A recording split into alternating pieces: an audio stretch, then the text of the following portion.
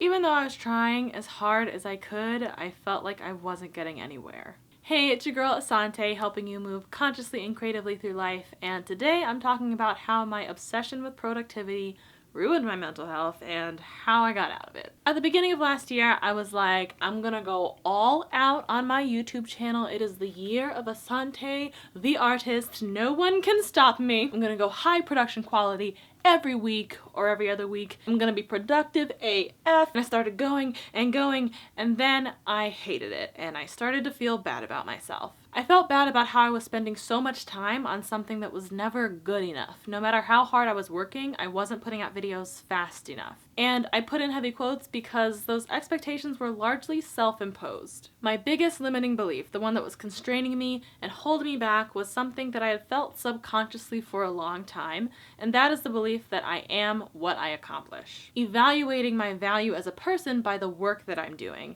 and thinking about the work I'm doing as the net impact that I'm having in the world. I knew it was a problem because I was hearing people say things like, "You are not what you produce. Your value is not in your accomplishments. Don't judge yourself based on your productivity." And those things didn't make any sense to me. I thought, of course your value is reflected in your work. The big purpose of life, in my view, is to make an impact in the world. So if you're not making a positive impact in the world by doing great things, then what are you doing? What is the point of your life? And of course, I would never think of another person, oh, your life is pointless because you're not making an impact with your work. But I was deriving a large part of my value and self-worth as a person from the work I was doing, and holding that work to a very high standard. I was getting much of my sense of self-worth from the fact that I was a YouTuber, from the fact that I was making an impact by talking to people directly on this channel, because otherwise it would have seemed like my life up until then was pointless. I was thinking in a very unhealthy way that if I died tomorrow, the only reason why I'd be happy with the life I'd lived is because I'd made things like I Too Am Harvard that amplified the voices of Black excellence on Harvard's campus,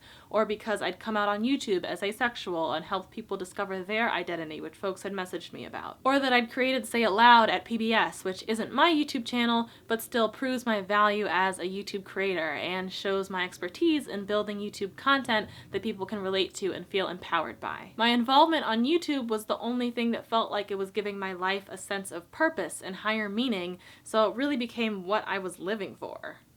When I wouldn't make a video one week, I'd feel like, okay, I have to make a video next week. And if a second week would pass without me making a video, I would feel so bad about myself. Like I would feel shame from not producing. My lack of productivity made me feel like a worse person. With it being my job at the time to make YouTube channels successful at PBS, and the self-imposed pressure to make my own YouTube channel successful as well, it felt like the algorithm was dictating my value in life, pressing me to always be on, and it was hard to keep up. And what's more, I started to resent my YouTube channel for taking up all of my free time and preventing me from doing like anything else. Enjoying the company of my friends, cooking meals to nourish my body, living my life. So this past June, after 6 years of trying to keep up with my YouTube channel, I decided to take a purposeful, deliberate summer break, which turned into a bit of a fall break, and now it's 2020. I put up my first video back last month. For me, taking a step back from YouTube and slowing down on social media in general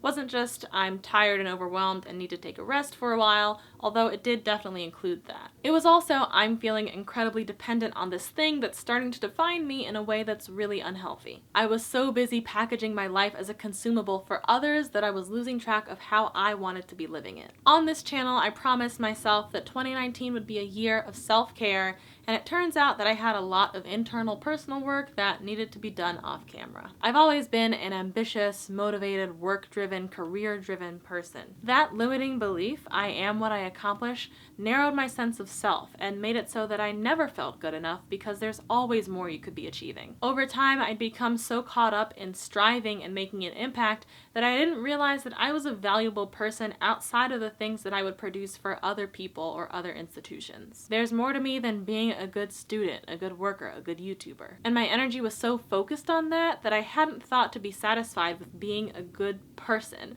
or even what that meant to me. And I'll go more into how I formed a positive self-image in another video, but the things that helped me get past that limiting belief of I am what I create were first, pausing on the creation to take a step back and look at who I am outside of being a creative. For me, that looked like planning on taking a 3-month break and actually taking a 7-month break. During that break, I made it a point to take care of myself, sleep enough, cook meals, exercise occasionally.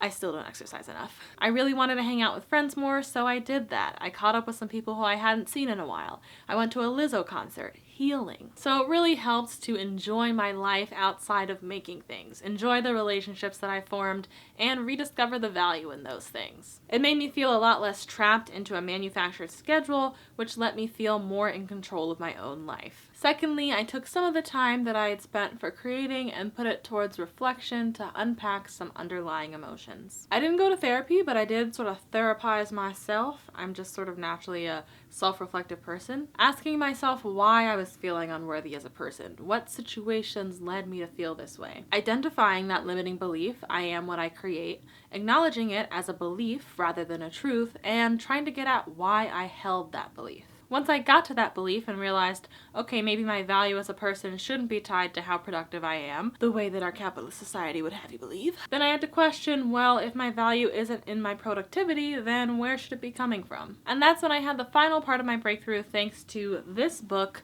The 7 Habits of Highly Effective People. I know, it's a super hyped book. The title sounds cliche, but stick with me. In my experience, it is worth the hype. There are a lot of nuggets in this book that I think are profoundly useful, but the part that brought the most life-changing awareness to me was the section on values. And for all of you following along at home, that section starts on page 113 with the part on a personal mission statement. I'll probably make a whole other video about this, but the author Stephen Covey basically says that in order to know that you're making good decisions in life, you have to have a personal mission statement. And that mission statement says basically what you want to be doing and who you want to be. And that mission statement is going to be heavily influenced by what you see as the center of your life. And as I was reading it, I was like, I don't really know what the center of my life would be. And he gives a few examples, and what really got me was reading those examples and seeing what applied to my life and my outlook. He goes through being pleasure-centered, church-centered, family-centered, money-centered, and then he gets to work-centered, which he describes thusly.